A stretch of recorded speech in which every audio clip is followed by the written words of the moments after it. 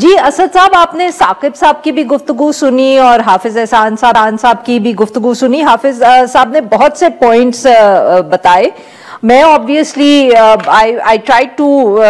take notes of all of them, but basically وہ یہی تھا کہ جوڈیشل اوور ریچ کا ریاکشن آیا ہے, پارلیمنٹ کے پاس پاورز بھی ہیں یہ پاس کرنے کے, اور شاید سوالات انہوں نے اٹھائے جس طریقے سے پچھلے دنوں میں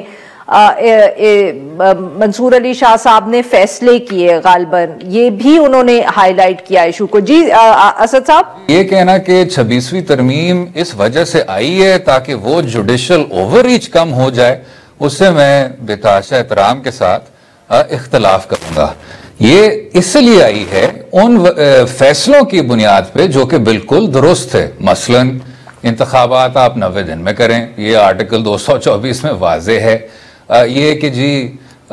جو سویلین کی ٹرائل ہے وہ عسکری عدالت کے سامنے نہیں ہونی چاہیے, یہ بھی واضح ہے. آپ آرٹیکل 10A اٹھا لیں, آرٹیکل 175 کو دیکھ لیں. پھر جو کیانی صاحب نے بھی ابھی حوالہ دیا ہے, جو ایک خط جاری ہوا تھا اسلام آباد ہائی کورٹ کی جانب سے, اور پھر ہم نے دیکھا سنی اتحاد کیس میں انہی منصور علی شاہ صاحب کا فیصلہ تھا, اور ان کے ساتھ اور جج صاحبان تھے عدالت عظمیٰ کی, بلکہ میجورٹی تھی اسی اوپینین میں, جنہوں نے کہا کہ جو ہمارے منتخب نمائندے ہیں اور جو ان کے پیچھے ووٹر ہے, اس حقیقت کو تسلیم کرتے ہوئے مخصوص نشستیں انہی ووٹس کے مطابق ڈسٹریبیوٹ ہونی چاہیے. تو ان فیصلوں کے اور اس رویے کے نتیجے میں یہ ایک منصوبہ طے کیا گیا کہ ہم نے ہر حال میں تیسرے برانچ کو, عدلیہ کو, ایگزیکٹو کے ماتحت کرنا ہے, اور اس نتیجے تک پہنچنے کے لیے آپ ایک بے تحاشا کنٹینشس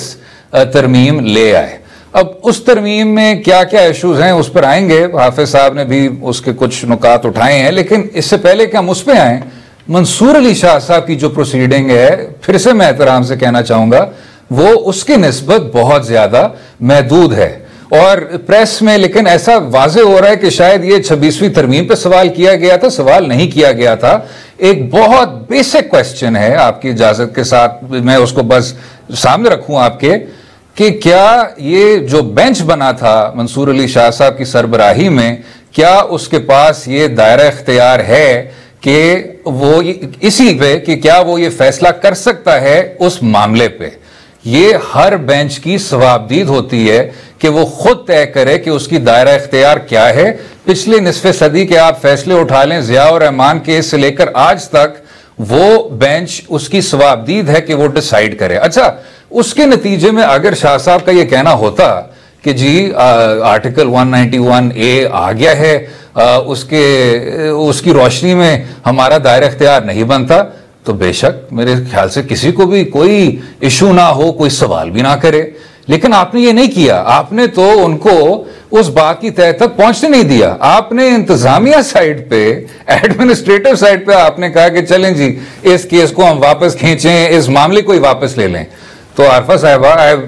میں بطور ایک بہت ہی ادنا سا وکیل, آپ مجھے ایک پریسیڈنٹ بتا دیں یا ایک قانون بتا دیں یا آئین میں کوئی شک آپ بتا دیں جو کہ یہ نمایاں کرتی ہے اس بات کو کہ ایک بینچ جو کہ کانسٹیٹیوٹ ہوا ہے, جو ایک معاملے کو سن رہا ہے, کیا چیف جسٹس کا یہ اختیار ہے, کیا پریکٹس اینڈ پروسیجر کمیٹی کا یہ اختیار ہے, یا کیا کانسٹیٹیوشنل بینچ کی کمیٹی کا یہ اختیار ہے کہ وہ اس کانسٹیٹیوٹڈ بینچ سے معاملہ واپس لے سکتے ہیں. یہ بنیادی اختلاف تھا شاہ صاحب کا.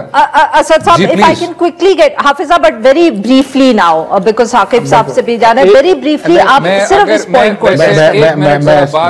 دو بس آخری نکات, اور پھر میں حافظ صاحب کی بات بہت زیادہ انٹرسٹ سے سننا چاہوں گا. دو اور باتیں جی, وہ یہ ہے کہ کسی نے اس بات پہ بھی سوال نہیں کیا کہ چیف جسٹس کے جو اختیارات ہیں ان کو صرف منتقل کیا گیا ہے, وہ صرف کمیٹیز تک منتقل کی گئی ہیں. تو اگر چیف جسٹس کے پاس بھی اختیار نہیں تھا معاملے کو واپس لینے کا, تو کمیٹیز کو آپ نے اختیار کس طرح دے دیا. جی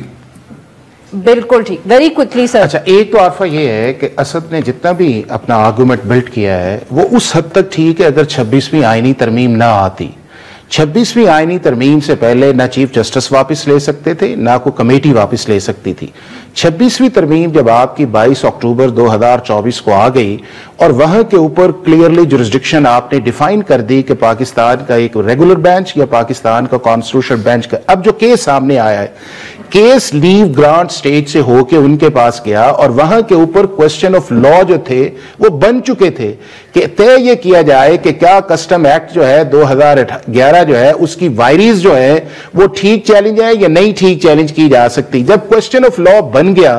और उसी से पहले जस्टिस मंसूर साहब जो है बीइंग ए कमेटी मेंबर भी और बीइंग ए रेगुलर बेंच भी इस तरह के कई केसेस जो हैं 26 अक्टूबर से ऑनवर्ड यानी कि 2 नवंबर को जब उमरा से वो वापस आए तो वो केसेस भिजवाते रहे हैं। अब जब यह मामला ये आ गया कि कहा यह गया कि जनाबे वाला आपका इख्तियार नहीं है क्योंकि आर्टिकल 191A बड़ा वाज़े। अब यहां पे इसके अंदर बड़ा इंपॉर्टेंट ये है, अगर किसी जज जो है उसके पास सिर्फ रेंट मैटर का इख्तियार है या नारकोटिक्स का इख्तियार है और एक शख्स जाए और जाके कहे जी मेरे जमीन का मुकदमा है, तो जज पहले ही नजर के अंदर ये कहेगा कि मेरा इख्तियार नहीं है, इसको वहीं पे जाना चाहिए जहां पे इसका इख्तियार है और वहां पे वो पहले ही बैठ के फैसला कर ले कि जी मैं पहले चेक कर लूं कि ये नारकोटिक्स में आता है या रेंट मैटर्स के अंदर आता है या किसी और के अंदर आता है। तो जहां पे अंदर लॉ की कॉन्स्टिट्यूशनल जुरिस्डिक्शन वाजे हो वहां के ऊपर अगर जजेस को काम करते हैं तो वो जो है वो बेसिकली बुनियादी तौर पे मैं ये समझता हूं कि कॉन्स्टिट्यूशनल ओबीडियंस नहीं है जो आर्टिकल 5 आपको रिक्वायर्ड करता है। दूसरा उस चीज के अंदर यह है कि एक सेकंड, दूसरा यह है कि जो चीफ जस्टिस ने काम किया है वो उसने कमेटी के नीचे काम नहीं किया, उसने एक कॉन्स्टिट्यूशनल कमांड है जो उसको आर्टिकल 191A के अंदर है और वो प्रैक्टिस एंड प्रोसीजर के अंदर भी है, उसने एज ए चीफ जस्टिस या मेंबर्स ऑफ द कमेटी के तौर पे ऊपर उसने काम किया है। लिहाजा जुडिशियल ऑर्डर ना वो जुडिशियल ऑर्डर था और जो चीफ जस्टिस ने किया वो एग्जीक्यूटिव ऑर्डर नहीं है। ये बड़ी सरल constitutional order, judicial order doctor साहब मेरे हैरान कोने कह रहे हैं जुडिशियल ऑर्डर ही नहीं था। मैं कह रहा हूं कि मैं आपको 20 मिसालें दे सकता हूं जहां जुडिशियल ऑर्डर जो है वो गलत होता है, अगली स्टेज पे जाकर वो दुरुस्त हो जाता है, और यहां पे जुडिशियल ऑर्डर था, ये इन्होंने गलत order, chief justice Yahya Afridi साहब का इख्तियार नहीं था, उन्होंने गलत इस्तेमाल किया।